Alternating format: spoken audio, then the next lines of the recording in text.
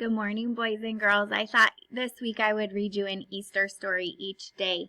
So today I'm going to read The Tale of Peter Rabbit by Beatrix Potter.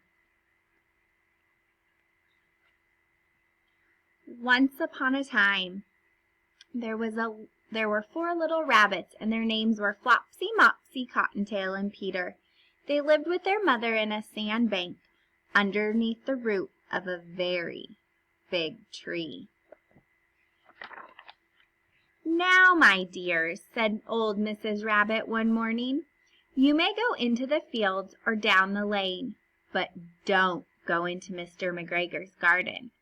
Your father had an accident there. He was put in a pie by Mrs. McGregor. Now run along and don't get into mischief. I am going out." Then old Mrs. Rabbit took a basket and her umbrella and went through the woods to the baker's. She bought a loaf of brown bread and 5 currant buns. Flopsy, Mopsy, and Cottontail, who were good little bunnies, went down the lane to gather blackberries.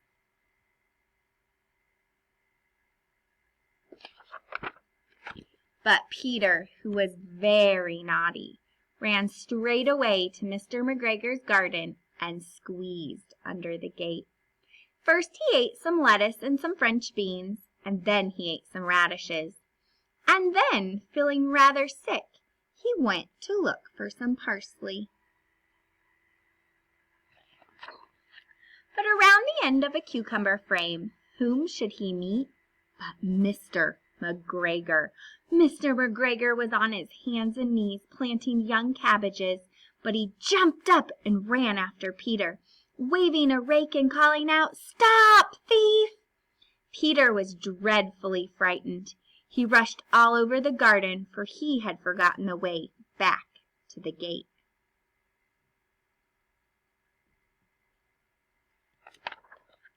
He lost one of his shoes running among the cabbages, and the other shoe among the potatoes.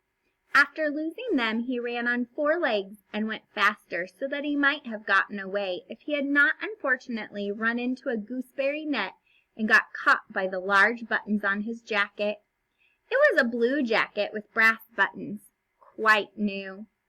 Peter gave himself up for lost and shed big tears, but his sobs were overheard by some friendly sparrows, who flew to him in great excitement and begged him to try to free himself. Mr. McGregor found a sieve, which he intended to put on top of Peter, but Peter wriggled out just in time, leaving his jacket behind. Peter rushed into the tool shed and jumped into a watering can. It would have been a beautiful thing to hide in if he had not had so much water in it. Mr. McGregor was quite sure that Peter was somewhere in the tool shed, perhaps hidden underneath a flower pot. He began to turn them over carefully, looking under each. Suddenly, Peter sneezed. "Kertsachoo!" Mr. McGregor was after him in no time. He tried to catch Peter, who jumped out a window, upsetting 3 plants. The window was too small for Mr. McGregor, and he was tired of running after Peter. He went back to his work. Peter sat down to rest. He was out of breath and trembling with fright, and he had no idea which way to go. Also, he was very damp from sitting in that can. After a time, he began to wander about, going lippity-lippity, not very fast, looking all around. He found a door in the wall, but it was locked, and there was no room for a fat little rabbit to squeeze underneath. An old mouse was running in and out over the stone doorstep, carrying peas and beans to her family in the woods. Peter asked her the way to the gate, but she had such a large pea in her mouth that she could not answer. She only shook her head at him. Peter began to cry.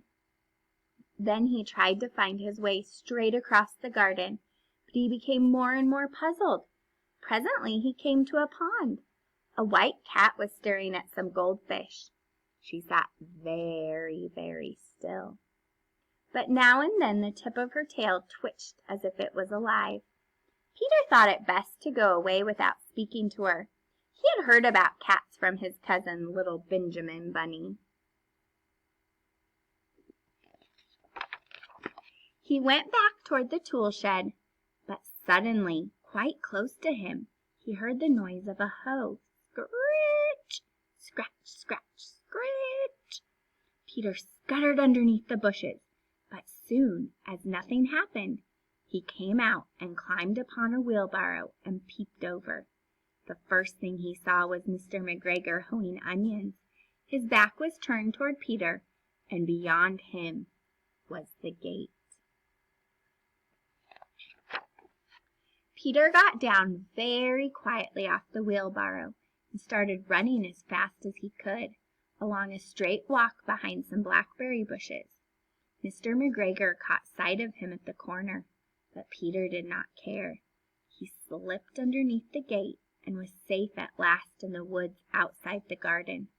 Mr. McGregor hung up the little jacket and the shoes as a scarecrow to frighten the blackbirds. Peter never stopped running or looking behind him until he got home to the big fir tree. He was so tired that he flopped down upon the nice soft sand on the floor of the rabbit hole and shut his eyes. His mother was busy cooking. She wondered what he had done with his clothes. It was the second little jacket and pair of shoes that Peter had lost in 2 weeks. That evening, Peter was not very well. His mother put him to bed and made some chamomile tea. She gave a dose of it to Peter. 1 tablespoonful to be taken at bedtime, she said. But Flopsy, Mopsy, and Cottontail had bread and milk and blackberries for supper. The end.